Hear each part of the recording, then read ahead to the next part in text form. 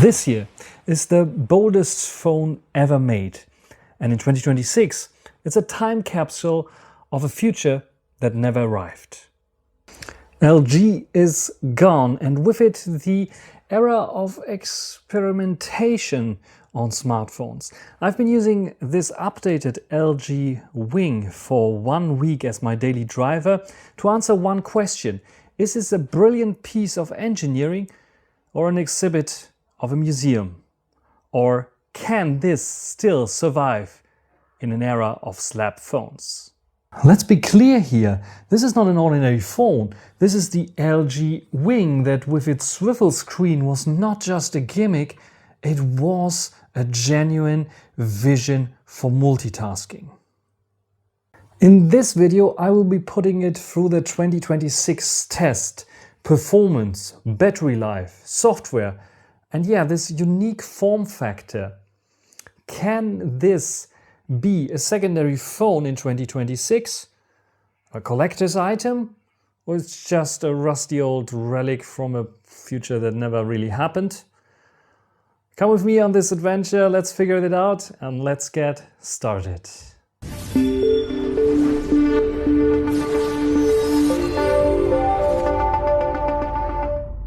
In 2020 this screamed sensational, but in 2026 it is not so anymore. The hardware, featuring a curved screen, OLED display at 60 Hz and just stretched 1080p, doesn't really scream flagship anymore with our world of 120 Hz, bare minimum even for entry-level mid-range phones.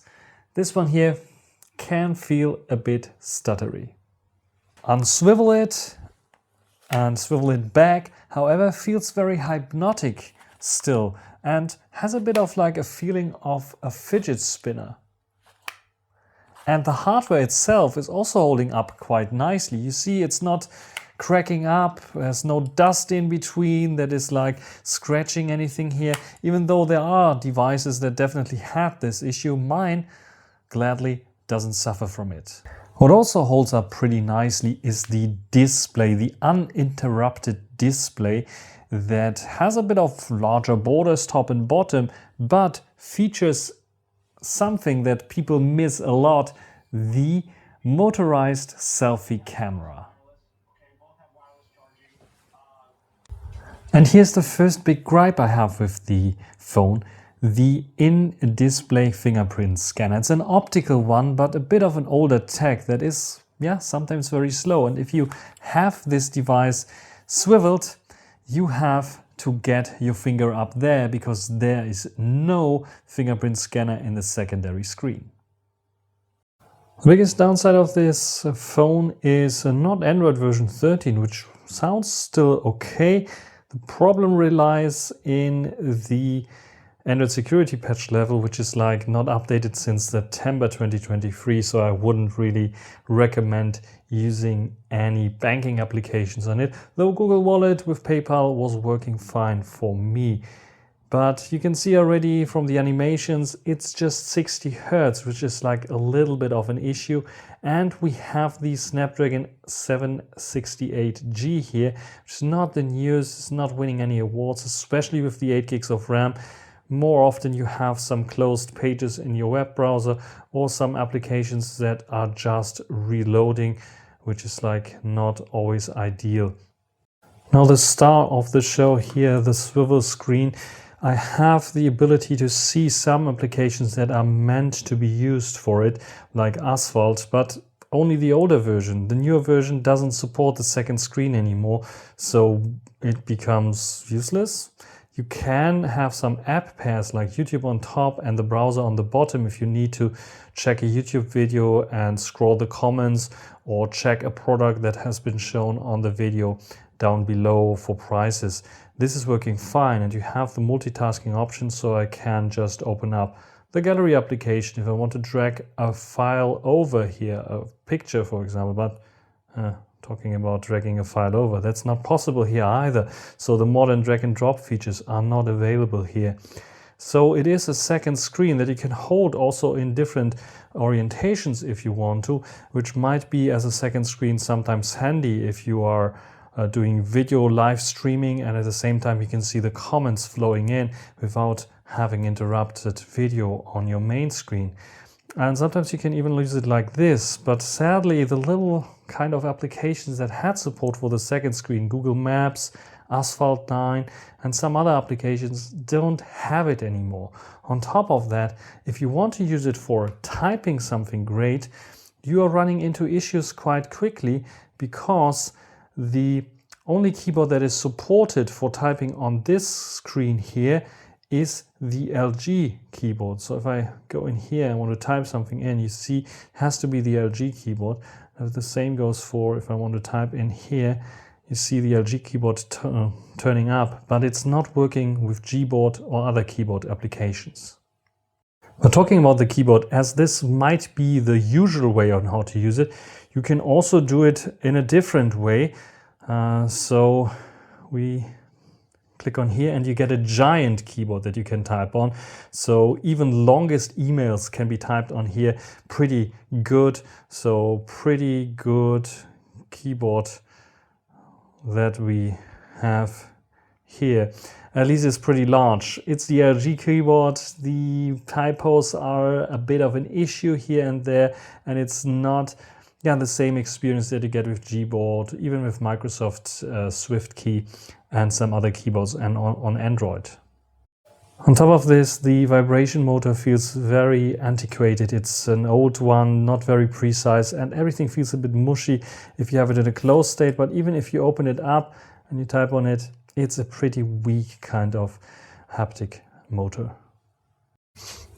One of the coolest features of the swivel mode is the gimbal-like camera. It's achieving this via software, but it offers you the ability to run this as a virtual gimbal, and we can record horizontal video by holding the phone like this. The result, however, is a bit of a letdown, because it is only recording in 1080p. Stabilization is fine because of this tiny sensor. However, you get a lot of noise introduced into the shot, and it doesn't stabilize so well in dark conditions. As it's cropping in quite a bit in the sensor, it's not very good. But you have some nice gimmicks, like you can move the camera while not moving yourself, which is like interesting. But to be totally honest, just close it down and use the main better camera is way of a better experience, especially for videography, as the main camera features a 1/1.7-inch sized sensor. It's pretty good for video recording 4K up to 60 frames per second, so it offers you a way better low light and way better quality in general. The saddest part is that the secondary sensor here in this mode is an ultra-wide angle instead of a tele. Why do we have a gimbal ultra-wide angle and a normal ultra-wide angle? That remains a mystery, but at least this ultra-wide angle supports 4K recording, as you can see here. But it doesn't have any autofocus, so you cannot use it for macro photography or macro videography. And yeah, it's lacking a little bit because the sensor is as tiny as the one on the gimbal camera. So in low light conditions like this one here, it's struggling quite a bit. One of the strong points of LG was always audio, and this year has been shipped with the Wing, which is a USB Type-C dongle. Pretty rare for LG, because usually in their flagship phones they build the high quality DAC inside of the phone with the 3.5mm headphone jack. Here they ship a dongle, but nevertheless this dongle sounds pretty good. If you want to listen to your music wirelessly, like with my LG Buds here, yes, you can do this as well. Bluetooth 5.1 with aptX HD support is there for good sound quality wirelessly. The only thing a bit disappointing in terms of audio is the just single firing speaker here on the Wing. It sounds loud and a bit of bassy, but still, for 2026, just expect dual stereo speakers.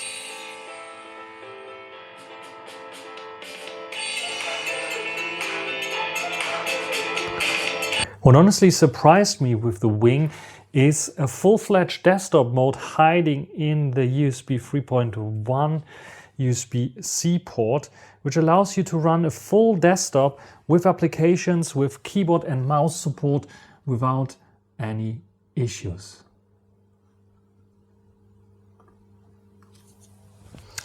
So what is the LG Wing in 2026?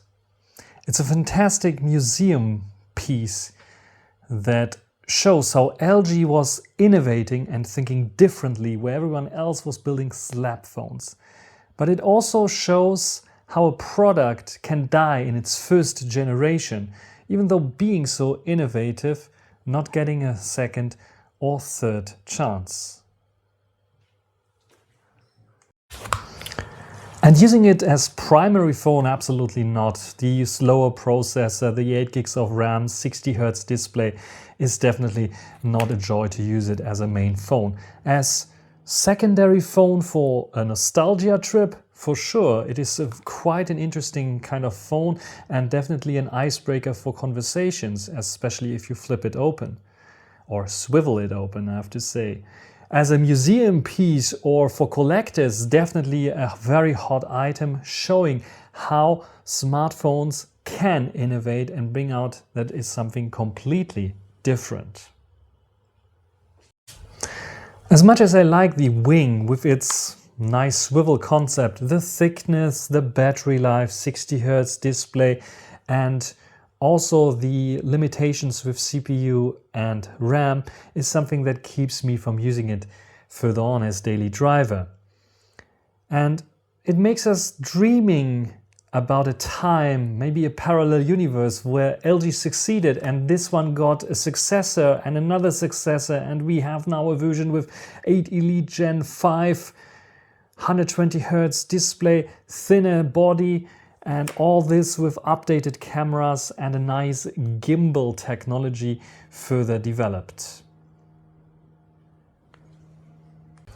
What do you think? Should LG make a comeback? Or is bold innovation nowadays something only for foldables? Let me know in the comments. That's everything for this video. Hope you enjoyed it. Thanks for watching. Until the next time. Bye.